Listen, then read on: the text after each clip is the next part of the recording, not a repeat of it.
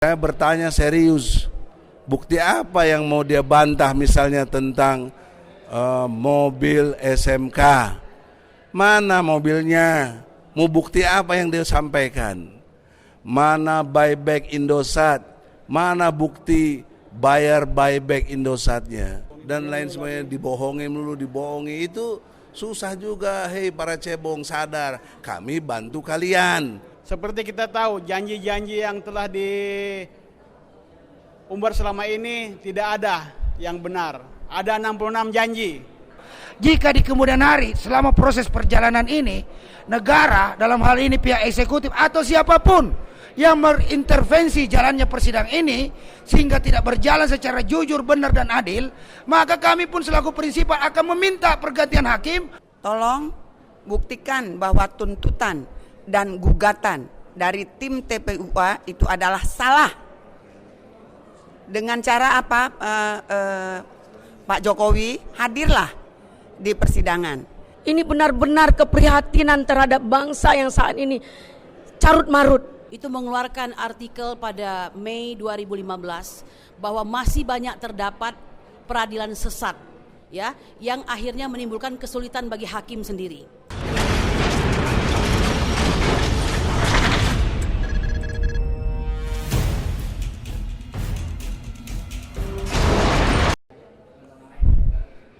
A'udzubillahi minasyaitonirrajim. Bismillahirrahmanirrahim. Alhamdulillahirabbil alamin.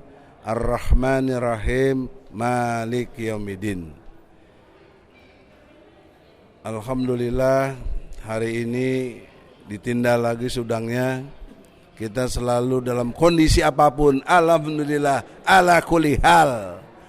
Oleh karena itu kesempatan untuk saya sudah mengatakan di depan hakim, suruh baca surat 17 ayat 36, jangan ikuti sesuatu yang tidak tahu. Tadi jujur hakim ketua mengatakan belum seluruhnya dibaca, artinya belum tahu semua yang kita maksud. Untuk itu Quran sudah perintah harus mengerti dulu. Kalau tidak mengerti, nanti pendengaran, penglihatan dan hatinya dimintai tanggung jawab oleh Allah Subhanahu wa taala. Itulah intelektualitas dari Islam, sangat kuat, sangat dahsyat, sangat melampaui cara berpikir. Siapapun, ahli filsafat manapun tidak mampu menandingi Al-Quran. Nah, dalam kesempatan sekarang ini, poin pentingnya adalah bahwa mereka mau menyampaikan bukti-bukti dalam konteks eksepsi ini. Saya bertanya serius, bukti apa yang mau dia bantah misalnya tentang mobil SMK? Mana mobilnya? Mau bukti apa yang dia sampaikan? Mana buyback Indosat? Mana bukti bayar buyback Indosatnya? Sampai hari ini tidak ada. Padahal dulu dijual oleh Megawati cuma 5 triliun. Sekarang keuntungan dari Indosat udah sangat lebih dari 100 triliun. Oleh karena itulah bukti-bukti yang pasti mereka akan sampaikan gampang sekali dibantah. Karena fakta yang membantah bukan Egy Sujana, bukan tim lawyer TPUA, bukan prinsipal. Fakta hukum yang membantahnya. Memang belum ada itu semua.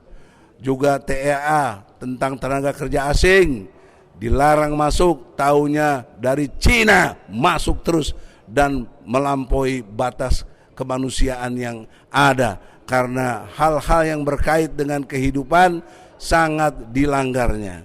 Nah, untuk itu sebelum saya closing statement seperti biasa dari singkat-singkat saja.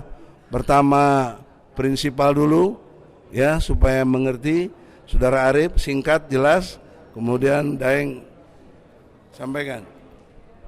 Assalamualaikum warahmatullahi wabarakatuh. Saya Arif Iksan, salah satu prinsipal yang tadinya relawan Jokowi. Tapi sekarang kenapa saya menggugat? Mungkin banyak pertanyaannya itu. Seperti kita tahu, janji-janji yang telah diumbar selama ini tidak ada yang benar. Ada 66 janji. Dan ini hari juga membuktikan kami prinsipal sangat kecewa sekali. Sangat kecewa sekali karena sepertinya hakim yang jujur, yang benar akan diamputasi. Contohnya hakim kita selama ini diganti, satu paket diganti ya. Dan hari ini hakimnya tidak lengkap, katanya ada cuti. Padahal minggu lalu akan janji akan dibacakan dan akan dipelajari semua kasus-kasusnya ini. Jadi saya sendiri sangat kecewa. Jauh-jauh dari Makassar tiap minggu untuk menghadiri sidang, tapi apa yang kami dapatkan nol sama sekali. Itu aja dari saya.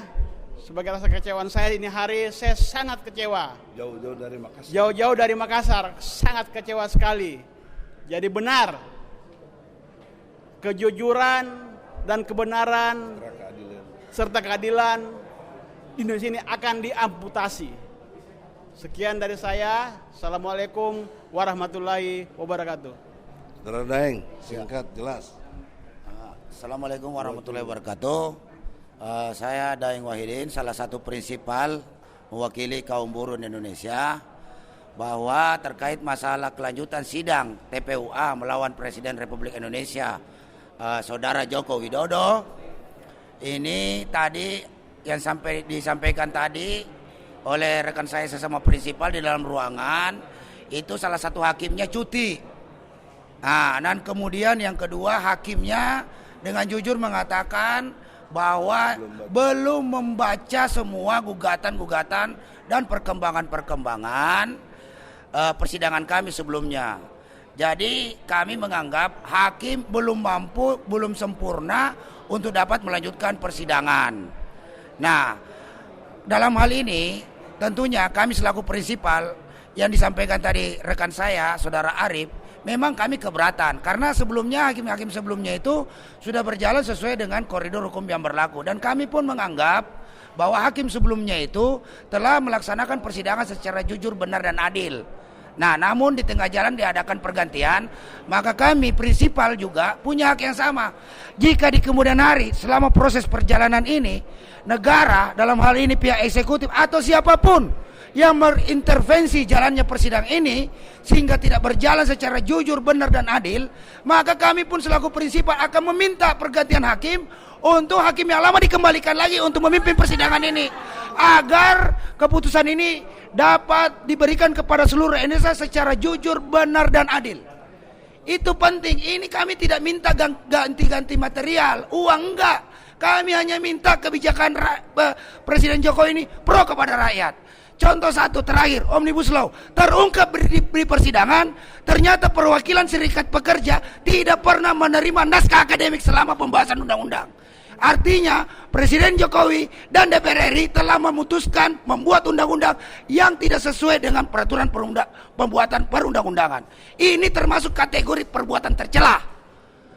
Nah, untuk itu kami minta sekali lagi kepada Ketua Pengadilan Negeri Jakarta Pusat, apabila di kemudian hari perjalanan persidangan ini diintervensi oleh pihak-pihak yang tidak bertanggung jawab, maka kami akan minta pergantian hakim. Demikian dari saya. Assalamualaikum warahmatullahi wabarakatuh.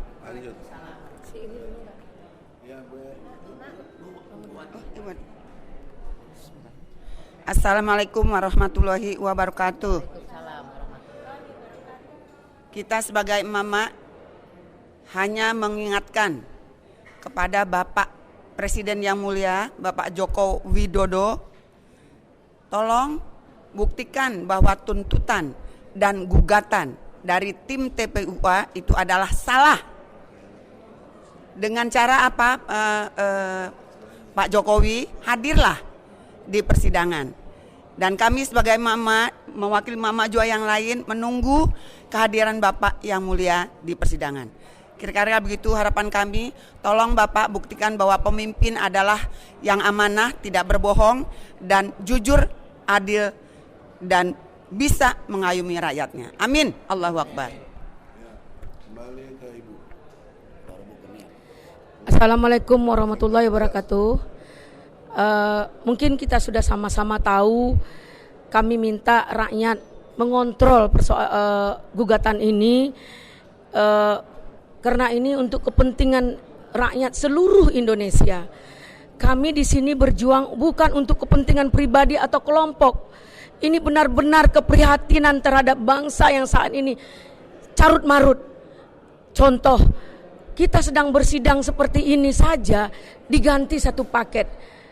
Masya Allah, memang kita tahu mereka punya kekuasaan, tapi kita juga mengharapkan ada kekuasaan Tuhan dan kekuasaan rakyat yang juga mampu berjuang untuk menegakkan kebenaran dan keadilan. Dalam hal ini kami minta kepada Bapak Jokowi, tolong kalau bisa Bapak hadir dong. Ini tidak hadir, malahan terindikasi kami dalam gugatan ini terobok-obok.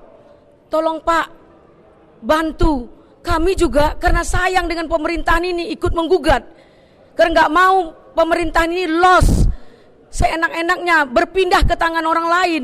Bisa saja yang hadir hari ini sejuta TNI dari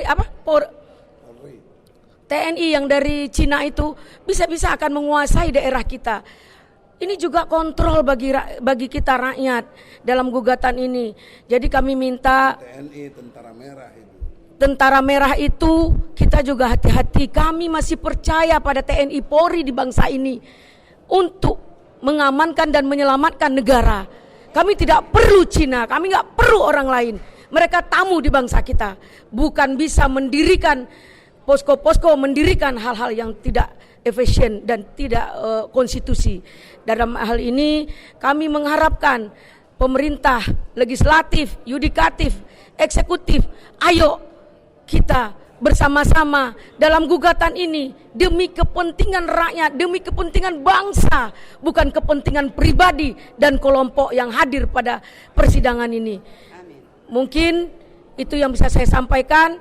Sekali lagi, ayo bangkit bangsa Indonesia dalam kebenaran dan keadilan, dalam penegakan hukum yang benar dan adil.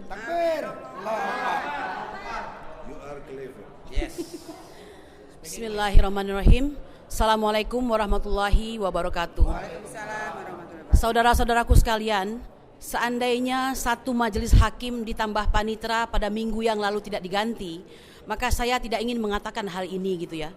Akan tetapi Institute for Criminal Justice Reform itu mengeluarkan artikel pada Mei 2015 bahwa masih banyak terdapat peradilan sesat, ya, yang akhirnya menimbulkan kesulitan bagi hakim sendiri. Apa itu peradilan sesat? Peradilan sesat adalah miscarriage of justice, ya. Dalam bahasa Belanda itu rechtelike dwaling, yang artinya kesesatan hakim. Kami tidak ingin menuduh, ya. Kami tidak ingin memberikan cap yang tidak benar, akan tetapi indikasi atau simptom itu ada. Boleh dong curiga, yang penting jangan menuduh, kan begitu. Kita sudah mendapatkan majelis yang baik, yang mengakomodir semua yang kita butuhkan, akan tetapi tiba-tiba diganti. Ini sama seperti saya melihat kehidupan di bangsa Indonesia ini, ada orang yang menurunkan baliho, itu langsung dinaikkan jabatannya, tapi TNI yang sama yang membela rakyat justru dicopot, ya. Jadi hal-hal begini ini kita alami setiap hari dan itu adalah fakta. Kami tidak menuduh, kami hanya memberikan kode, sinyal kepada penegak hukum bahwa penggantian ini agak aneh. Saya 13 tahun beracara, Bang Egy puluhan tahun ya beracara, belum pernah mengalami penggantian sampai seluruh majelis hakim. Even termasuk PP-nya. Even ya, itu katakanlah sebagai mutasi ke daerah mana dan sebagainya, ini sekaligus langsung, ya. Bagaimana dia akan mengerti kasus tersebut jika tidak mempelajari secara benar. Oleh karena itu tidak ada pilihan lain, pelajari secara benar, pahami situasi kebatinan, ya, dengan pokok-pokoknya itu, jangan sampai salah. Saya agak panjang sedikit, mohon maaf, tambahan satu lagi Bang Egy. Kita tidak memperdulikan apa yang dikatakan oleh Pak Amin Rais, meskipun benar ya, bahwa Indonesia saat ini bukan lagi Indonesia, tapi Republik Mafia Raya. ya. Karena apa? Ada mafia daging, mafia tepung, mafia gula, mafia garam dan sebagainya.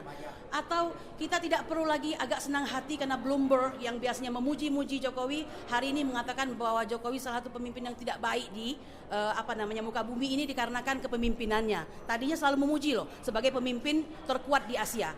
Atau kita juga tidak perlu memperdulikan apa yang dikatakan oleh Profesor Kishore Mahbubani yang memuji-muji Jokowi sebagai the genius of Jokowi, ya. Karena apa ya? Ternyata setelah diselidiki beliau ini rupanya adalah advisor bagi Golkar, ya, seperti itu. Nah, jadi itu apa yang dikatakan itu tidak ada yang gratis, ya. No free lunch, ya, semua itu ada harganya. Terserah saja. Kalau begitu, apa yang menjadi dasar kami menggugat? Gugatan kita cukup satu, bahwa Jokowi telah melakukan perbuatan tercela, di antaranya hukum yang carut marut, ekonomi yang carut marut, serta segala macam kebijakan yang tidak berpihak dan jelas pasti merugikan rakyat, serta adu domba, serta segala macam perpecahan di masyarakat. Cukup itu. Harusnya, maaf saya katakan, ya mohon maaf ini saran untuk tim advokasi beliau, ya. Sudah tahu seperti ini sangat gampang untuk dipatahkan sebenarnya. Kalau mereka masih punya dignity, jangan mau menjadi kuasa hukum untuk beliau harusnya. Mengapa? Karena jelas-jelas ini melawan rakyat. Ya, nah oleh karena itu kembali saya katakan biarlah itu menjadi pilihan, dan kami TPUA bersama ketua kami yang tercinta Bang Haji Profesor Dr. Haji Egy Sujana Mastal SHMSI memilih berada di pihak rakyat. Terserah walaupun para buzzer mengatakan rakyat yang mana yang kami wakili. Ya semua rakyat Indonesia, bahwa hari ini hanya segelintir, kami juga rakyat, ya. Jadi jangan sampai kalian itu berbicara ngawur. Nah, oleh karena itu demikian saja saya katakan kami bersiap untuk sidang yang berikutnya, memantau dengan jelas, mata kami terus memandang ke depan, dan kami akan terus menegak luruskan persidangan ini. Demikian, Assalamualaikum warahmatullahi wabarakatuh. Waalaikumsalam. Intinya kita mewakili rakyat Indonesia, bukan rakyat Cina, gitu. Ya, siap. Dalam perspektif hukum, rakyat yang kita wakili termasuk pendukung Jokowi. Para cebong itu kita bantuin. Kan dia juga susah. Emangnya cebong nggak susah? Susah. Suruh bayar pajak, suruh ini, suruh itu, dan lain sebagainya, dibohongin dulu, dibohongi, itu susah juga. Hei para cebong, sadar, kami bantu kalian, ya. Juga tentu rakyat yang kalau mau dibelah, ya, dulu pendukungnya Prabowo kurang lebih 68 juta, ya, Jokowi memang 75 jutaan lebih, jadi dia katakan menang. Tapi itu kan satu bukti secara real ada 68 juta orang yang tidak suka, yang ingin ada perubahan. Itu fakta hukum, bukan klaim-klaim. Oleh karena itulah lanjutan dari peradilan sesat adalah contoh terbaiknya tentang Habib Rizik. Saya sudah katakan kepada Habib Rizik dalam konteks di dunia pers, untuk supaya nggak usah lah ikutin sidang, pasti itu persarti sesat. Nah kita karena lawyer, saya mampu ngatasinya peradilan sesat itu dengan cara tadi, bagus sekali, prinsipal sudah cerdas, bagaimana bisa mengganti hakim, dan seterusnya begitu, dan seterusnya begitu. Jadi sampai kapanpun tidak akan selesai kalau masih ada hakim yang berpihak kepada ketidakjujuran, kepada ketidakadilan, dan ketidakbenaran. Os Jubedil yang saya buat sebagai satu teori itu adalah objektivitas yang harus kita bangun, yang harus kita pikirkan sebagai satu bentuk metode berpikir. Bukan saya mengajarkan, bukan saya mendikte, tapi semua orang harus objektif, semua orang harus sistematis, dan kemudian toleran. Kami akan toleran jika pengadilan ini benar, maka tidak sesat. Kenapa kami tidak toleran? Karena pengadilan ini tidak benar. Itulah yang kami rasakan, seperti yang sudah disampaikan Ibu Kurnia, yang the best dalam konteks pemikirannya. Oleh karena itulah saudara-saudara, yang kita lakukan sekarang adalah satu penghancuran kepada kezoliman berpikir. Mulai dari situ, karena problem bangsa Indonesia adalah problem kemunafikan, problem yang mendasar. Bangsa yang munafik, padahal munafik itu adalah isi kerak neraka, isi kerak neraka. Isi kerak neraka itu orang-orang munafik, paling terbawah. Sadarlah para cebong dan lain-lainnya yang masih mendukung tapi tidak pakai objektivitas, tidak pakai sistematis berpikirnya, tidak toleran kepada nilai-nilai jujur, benar dan adil. Ini bukan sebuah kecengengan, tapi kesedihan menangisi bangsa Indonesia. Assalamualaikum warahmatullahi wabarakatuh.